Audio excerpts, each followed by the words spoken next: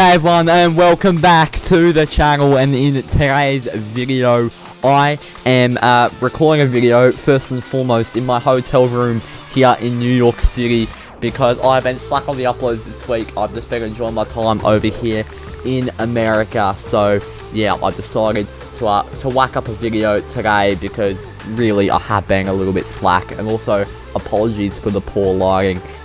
It is very hard to be filming on the go. So today, with it being trade period and a lot of trade requests and trades already happening, obviously deadline day is what we're all waiting for, I decided to go back on a video I made a year ago where I ranked every AFL trade in 2021. So I put them in 5 tiers. Those 5 tiers were just yes, great, decent, role player, and no impact. And today I thought I'd go back and look upon my predictions to see if they did turn out to be correct in the season 2022. The fire alarm just started going off in New York City quite loudly there, so I'm not sure what that was about. But, you know, that's the perks of being in Times Square, I guess. Here we go. Starting off with Adam Chera, which is a just yes. Unfortunately, just yes. Okay. So, obviously at the time we thought that Carlson had pulled off a great deal with the Dockers, stealing off our very young midfield, but to be honest, I wouldn't put Chera in just yes. He had a good year for Carlson. I wouldn't say a just yes year for Carlson. I didn't think he was astounding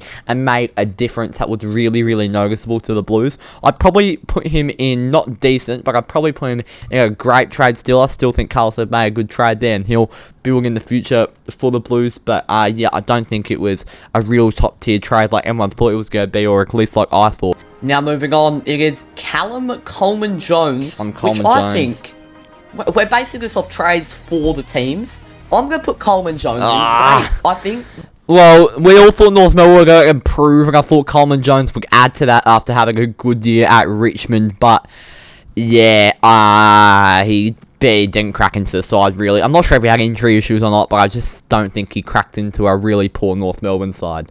Yeah, Callum Coleman-Jones, putting him in great is an absolute howler of a call. Next up is Darcy Fort. I think he'll have no impact. Oh no, that's another howler, because Darcy Fort played pretty much every game this year for the Brizzy Lions, and he made a big impact, especially when it came to ruck stocks when Brisbane got a little bit thin. So yeah, Darcy Fort, that's a really, really poor call from myself, and yeah, he had a good deal with the Lions. It's a great trade for George Hewitt, great. I'd still probably stick with that. I think it was a better trade than Chera.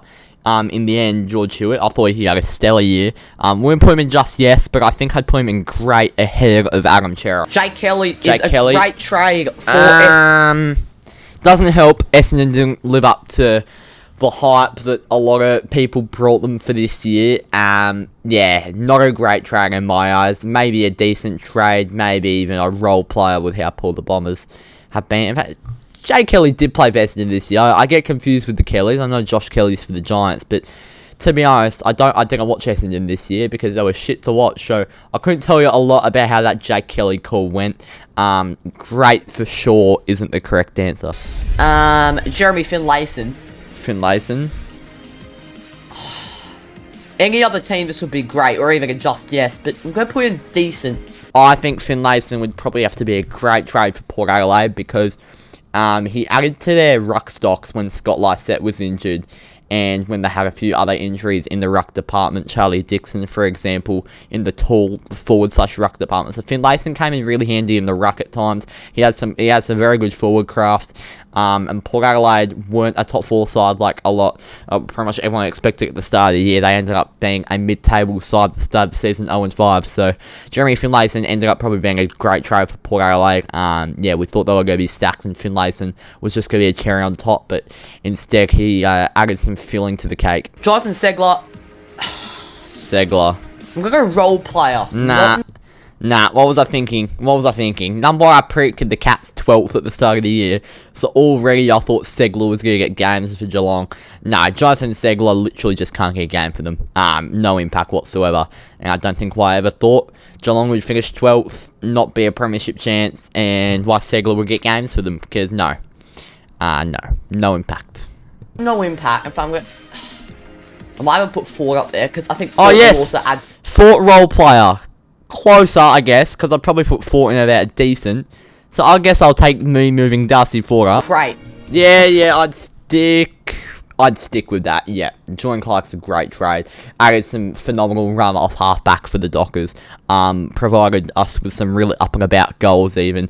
His shutdown roles on smaller players as well was a really, really big asset into the Dockers having a year that went into a semi-final. So yeah, Jordan Clark, a great trade, and one that will continue on building for years to come in the future for the Freo Dockers.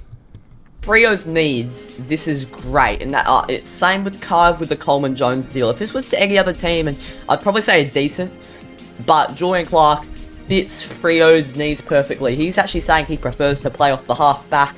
I think we'll need him to play as a winger. We've already got guys like Keith Chapman, Luke Klein. No. We don't need him to play as a winger. Yeah, our back six was set very well this year. Probably Chapman, Young, Cox, Pearce, Clark, and I've forgotten what other, but you're not irrelevant, I promise. Yeah, Jordan Clark didn't need to slot onto the wing because he was solidified in that back six. Jordan Dawson. Dawson? I'll tell you what, for the Crows, it said just yes. Yes, very good call, very good call. Jordan Dawson up there with the likes of Hewitt, Brody, even Lipinski for Recruit of the Year because, yep, Jordan Dawson, stellar year in a struggling Adelaide Crows side. I'm really happy with that call. For me, it's a just... Actually, no, it can't be. It's close. No, you were so close. It was a just yes. It was a just yes. For God's sake. Lewis Young. Decent. Again, depth of the Blues is what this pickup... Yeah. I actually agree with that. It's decent, it's depth for the Blues, and Carlton got very thin in their back line, not only very early in the year, but very late in the year as well. They had Wiegering go down, they had Mitch McGovern go down earlier in the year. Lewis Young was there when they needed. Can't remember if he actually picked up an injury or not, because of all of Carlton's backline woes, but yeah, Lewis Young, I'd probably say decent and a depth player for the Blues. Luke Dunstan, decent. It's just no.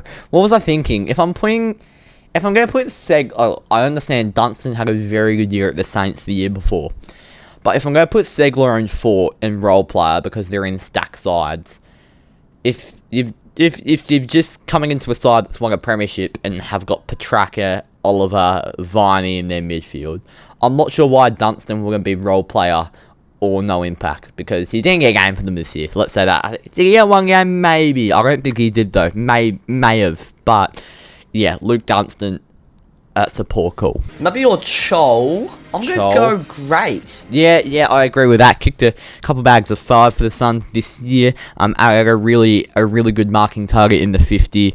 Something that the Suns lacked without Ben King this year, obviously doing his ACLs. Yeah, he just added a really good contest to the Suns forward structure every single time. And I think, yeah, structure is the main word in that, because Mabior Chol added to that a lot this year and helped in developing the Suns really well. Nathan Kruger. I'm going to put it decent. Again, Collingwood were expected bottom 4, and Nathan Kruger was expected to get games. But yeah, he was valued at Collingwood at some stages in the year. But realistically, Collingwood, I'd like to say, were better without him than with him. Although Nathan Kruger, he wasn't a liability for Collingwood whatsoever. I'm sure Pies fans would be comfortable with having him in the side, but I'm sure you'd rather have a Brody Grundy in there or something. Patrick Lipinski. Pat Lipinski. That's going to have to be a great for Collingwood. Yeah. I agree with Lipinski.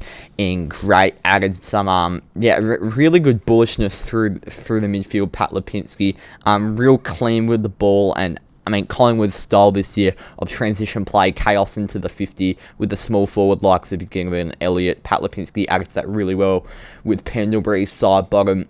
Coming out of the middle, so yeah, I think Lipinski in great, probably close to a just yes for me. Lipinski, a stellar year, stellar first year for him at Collingwood. Peter Laddams. It's going to have to be another great. It'll add some real depth. Not great, if I'm being honest. Probably decent or role player, probably role player for me.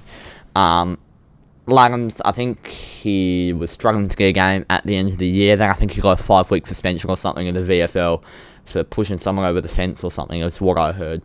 So yeah, Peter Laddams, probably role player for me. Not no impact, because he still is very good at his best, but the Swans, he just fell out of favour with the Swans later on in the year. Bobby Tarrant, another great.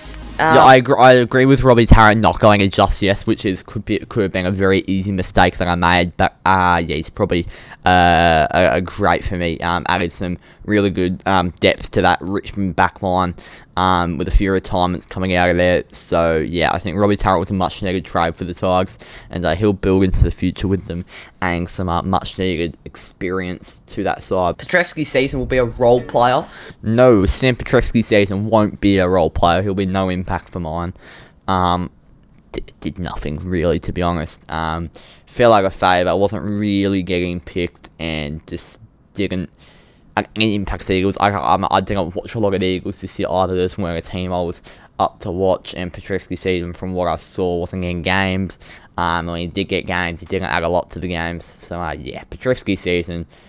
And no impact year like West Coast were the competition. Timmy O'Brien, he'll be decent for the even great. Nah, put him in decent. I can't believe I even thought about putting Tim O'Brien in great. Decent. Again, couldn't tell you a lot about Tim O'Brien and where he got selected every week. I'm not sure if he did get selected a whole lot or didn't get selected. Tim O'Brien's one that I don't have a lot of information on whether he played a lot or not. And yeah, I think I'd still probably put him in decent, maybe just a role player. Yeah, Tim O'Brien, the Bulldogs scraped into the 8, and I wouldn't say O'Brien was a massive part of that. I'd say it'd be the clean ball use of Bontempelli, Dunkley, Treloar, Bailey Smith that scraped them into that position. I wouldn't think Tim O'Brien would have had any impact in the Dogs making the 8. Will Brody. It's between them two. No! They're gonna be decent. It's definitely not decent or definitely not role player. It is a just yes for me. Yeah, Brody would probably go alongside the likes of Lipinski and Dawson and Hewitt in just yes. Probably not Hewitt actually. Probably just Dawson and Lipinski. But yeah, Will Brody. I mean, we thought he was just going to be a Adam Chera replacement, and even sometimes falling out of favour, not getting games with the side, but absolute clearance beast, star midfielder of the competition, and something we just weren't expecting. Will Brody, yeah, round of applause. He's going to be a player for the future for the Dockers with Brayshaw and Sarong coming out of that midfield. Anyway, everyone, thank you for watching. I'll try my hardest to get videos out throughout this America trip over the next week and a half. So yeah, I'll have the weekly vlog out on Sunday. It's going to be a massive one of my time in Boston and mostly in New York, which has been phenomenal. Thank you all for watching, and I will see you all next time. Cheers.